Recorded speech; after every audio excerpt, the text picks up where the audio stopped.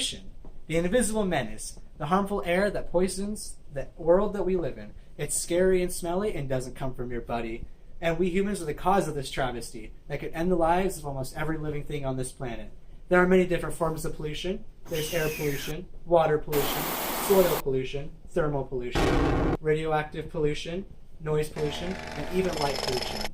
While there are many forms of pollution that affect the environment, we will only be focusing on two, air pollution and water pollution, and its purpose in climate change.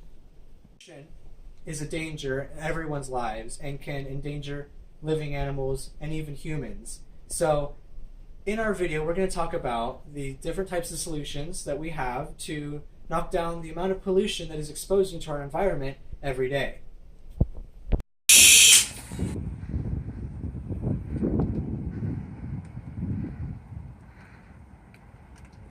Today on Blue Jay Discovery Channel, here you will find a wild human driving its automotive vehicle. Look at that disappointment, driving down the street with not a care in the world, trash flying out of the windows, polluting the environment where our creatures live. This trash could kill us tomorrow or the next day. Proceed with caution, fellow Blue Jays.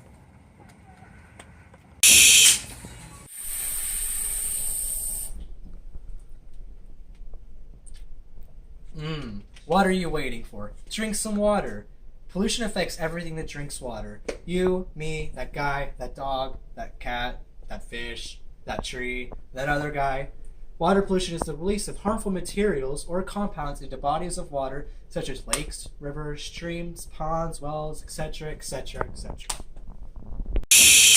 Pollution may be a bigger problem than you realize. Let's talk statistics. The World Health Organization reports an average of 2 million lives are lost per year due to our nemesis, pollution.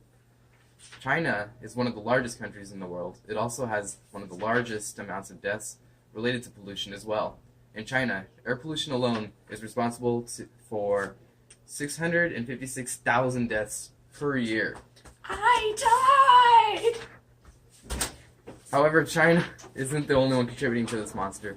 Even if you live what seems like a country with seemingly clean air and trash-free streets, it doesn't mean you are not feeding the beast. Actions you do every day, whether you realize it or not, contribute to the pollution issue. For example, it might not seem like a big deal to throw away a plastic bag. However, it is estimated that worldwide, 1 trillion bags are thrown away per year and are not biodegradable, which means they cannot break down into soil, which can then grow back into trees, plants, and anything else that can help with the environment. Instead, they choke fish. For a simple science experiment you can do from home, get a white sock and a car, preferably a really bad car. And so, what we're going to do is we're going to put this white sock on the pipe to see how much pollutants is being exposed from the car. Cue car start.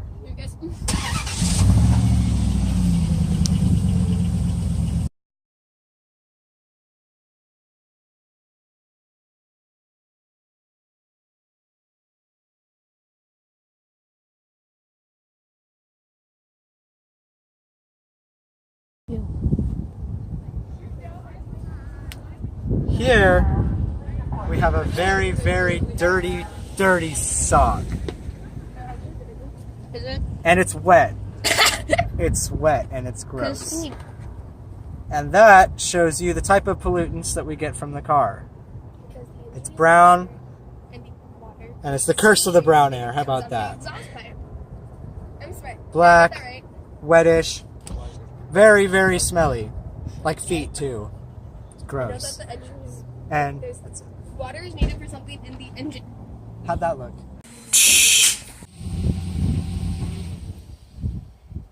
I turn off my car because it produces many harmful gases, even in the idle position. Not position, mode. Even in the idle what? Mode. Idling, the car produces many harmful gases, including hazardous air pollutants such as greenhouse gases, sulfur dioxide, carbon monoxide, and nitrogen gases. Here is a heart thing. Through the right atrium to the right ventricle, through the pulmonary artery, back through the pulmonary veins, into the left atrium, through the left ventricle, then exits to the aortic valve, and then through the aorta and off to the body where the rest of the body gets polluted. Polluted air can lead to a number of respiratory symptoms, including coughing, wheezing, chest tightness, throat irritation, and shortness of breath. The risk for getting asthma in early childhood is higher with high pollution levels. With high pollution levels comes a higher chance of heart problems and heart disease. Cancer rates have been shown to be higher in polluted areas. Long-term exposure to pollution can lead to neurological, immune, and respiratory and reproductive damage. Is polluting our environment really worth it if you're just hurting yourself in the end? Of solid particles and gases in the air, car emissions, chemicals from factories, dust and pollen, and mold spores may be suspended as particles. Ozone, a gas, is a major part of the air pollution in cities. When ozone forms air pollution, it's also called smog. Smog hangs over cities, is most familiar and obvious form of air pollution, but there are different kinds of pollution, some visible, some invisible, that contribute to global warming. Generally, any substance that people introduce into the atmosphere that has damaging effects on living things in the environment is considered air pollution. The most evident cause of pollution in everyday life can be seen from cars, factories, waste plants, and other sources that exfoliate carbon dioxide, methane, and ammonia. Temperatures worldwide, increase in sea levels and melting ice from colder regions and icebergs, displacement and loss of habitat have already signaled an impending disaster.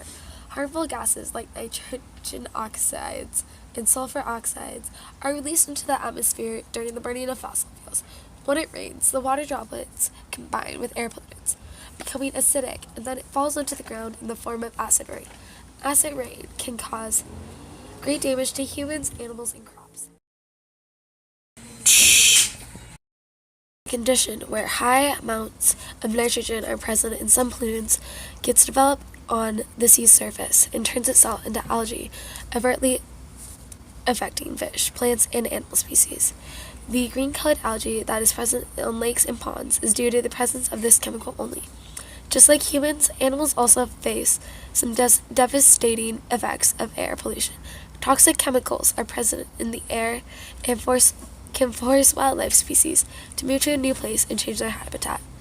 A toxic pollutants deposit over the surface of the water and can also affect sea animals.